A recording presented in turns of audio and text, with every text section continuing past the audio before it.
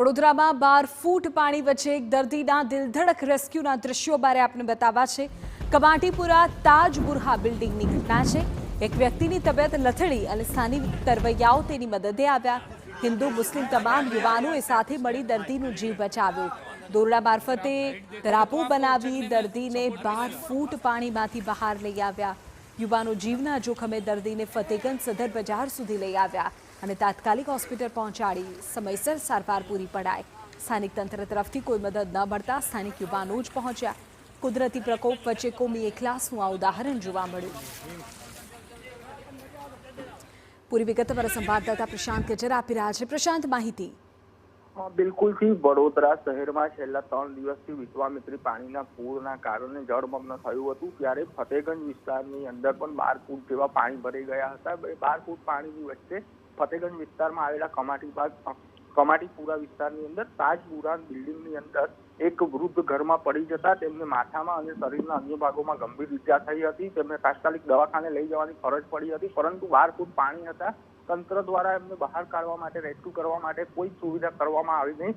તંત્ર પાસે વારંવાર મદદ માંગવા છતાં પણ વારંવાર મદદ ના મળતા સ્થાનિક યુવકો જે છે, તરવૈયાઓ, તેમના દ્વારા પોતે એમનું રેસ્ક્યુ કરવાનો નિર્ણય કર્યો અને 12 ફૂટ પાણીની અંદર દિલધડક રેસ્ક્યુ કરવામાં આવ્યું। એમને બુરાન બિલ્ડિંગમાંથી બહાર કાઢવામાં આવ્યા અને રોડ ઉપર લાવી એમ્બ્યુલન્સ પોતાની ખાનગી વાહનની અંદર હોસ્પિટલ ખાતે લઈ જવામાં આવ્યા હતા। જ્યારે વાત કરીએ તો વડોદરા શહેરમાં ઠેર ઠેર રેસ્ક્યુ કરવામાં આવ્યું હતું લોકોનું, પરંતુ અહીંયા મદદ ના મળતા સ્થાનિકોએ પોતે જ વૃદ્ધને દવાખાને લઈ જવાની ફરજ પડી હતી। બિલકુલ પ્રશાંત, દૃશ્યમાં પણ જોઈ શકાય છે કે કઈ રીતે આટલા પાણીની વચ્ચે પણ લોકોએ દર્દીને સમયસર સારવાર પૂરી પડે તે માટેના તમામ પ્રયત્નો કર્યા। આપ દ્રશ્યો જુઓ।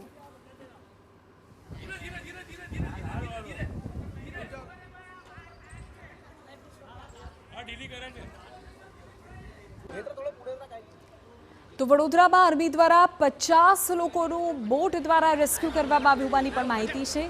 કેદારેશ્વર મંદિર, કીર્તિ મંદિર અને સયાજીગંજમાં લોકો ફસાયેલા હતા। નાના બાળકોથી લઈ વૃદ્ધોનું આર્મીના જવાનો દ્વારા રેસ્ક્યુ કરવામાં આવ્યું। રેસ્ક્યુ કરાયેલા લોકોને દ્વારા સેનાના જવાનોની કામગીરીને બિરદાવવામાં આવી। રેસ્ક્યુ દરમિયાન લાગણીસભર દ્રશ્યો પણ સામે આવ્યા।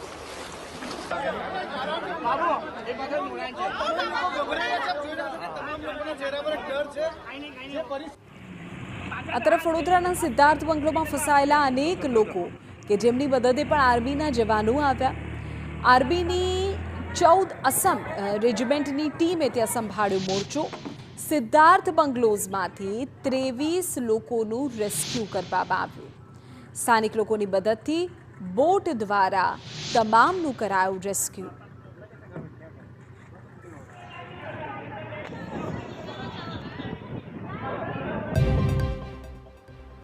વડોદરામાં MS યુનિવર્સિટીમાં વિદ્યાર્થીઓ પણ ફસાઈ ગયા હતા। હંસા મહેતા હોલમાં ફસાયેલા વિદ્યાર્થીઓના આ રેસ્ક્યુના દ્રશ્યો છે।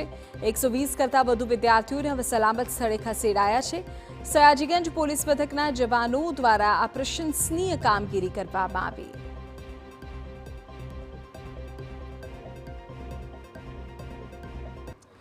તો વિશ્વામિત્રીમાં પૂરની સ્થિતિ બાદ હવે મગર પણ બહાર આવી રહ્યા છે। વડોદરા શહેરમાં પૂરના પાણીમાં દેખાઓ મગર। 10.5 ફૂટનો આ મગર દેખાતા લોકોમાં તો ભયનો માહોલ ફેલાઈ ગયો। આ મગરનું રેસ્ક્યુ કરી તેને ફોરેસ્ટ વિભાગને સોંપી દેવાયો છે।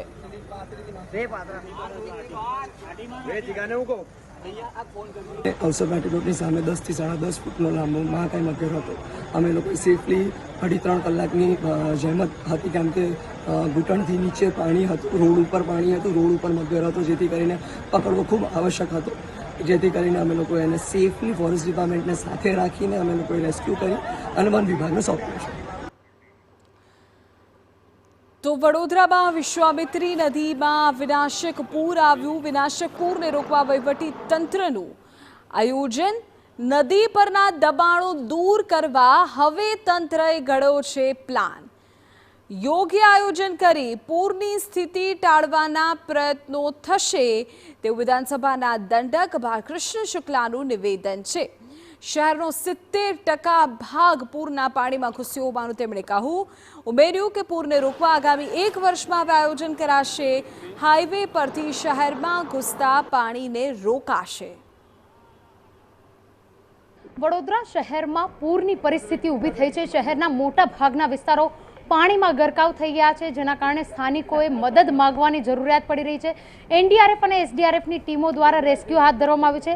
વિધાનસભાના મુખ્ય દંડક અને રાવપુરા વિધાનસભાના ધારાસભ્ય બાળકૃષ્ણ શુક્લાજી હાજર છે. તેમની સાથે વાત કરીશું. બાળુભાઈ, જેવી રીતની પરિસ્થિતિ વડોદરાની છે અત્યારે, વર્ષ 2005માં પૂર આવ્યું, ત્યારબાદ 2019 બાદ પણ શીખ નહીં લીધી, 2024માં 19 કરતાં પણ વધારે પરિસ્થિતિ ગંભીર થઈ. લાગી રહ્યું છે હવે વિશ્વામિત્રીને લઈને ચોક્કસ આયોજન કરવાની ફક્ત નહીં, પરંતુ તેના પર અમલ કરવાની જરૂરિયાત.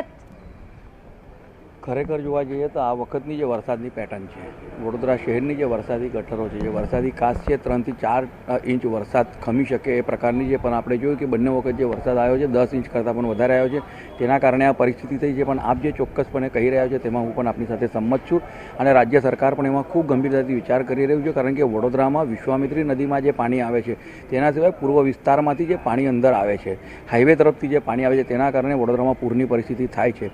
પરંતુ એના માટે એક સંકલિત પ્રયત્ન ચાલી રહ્યા છે જિલ્લા કલેક્ટરશ્રી અને મ્યુનિસિપલ કમિશનરશ્રી દ્વારા, અને એમાં રાજ્ય સરકાર ખૂબ પોઝિટિવલી આગળ વધી રહ્યું છે. અને આગામી દિવસોમાં 1 વર્ષમાં જ એવું પ્લાનિંગ થશે કે જેના કારણે બહારથી આવતું વડોદરામાં જે પાણી છે એ રોકાઈ જશે, એવું ચોક્કસ ખાતરી છે. બિલકુલ, જે રીતે વાત કરીએ કે મુખ્ય દંડક અને રાવપુરા વિધાનસભાના ધારાસભ્ય જણાવી રહ્યા છે કે હાલ વડોદરા શહેરમાં 70% જેટલા વિસ્તારમાં પાણી છે.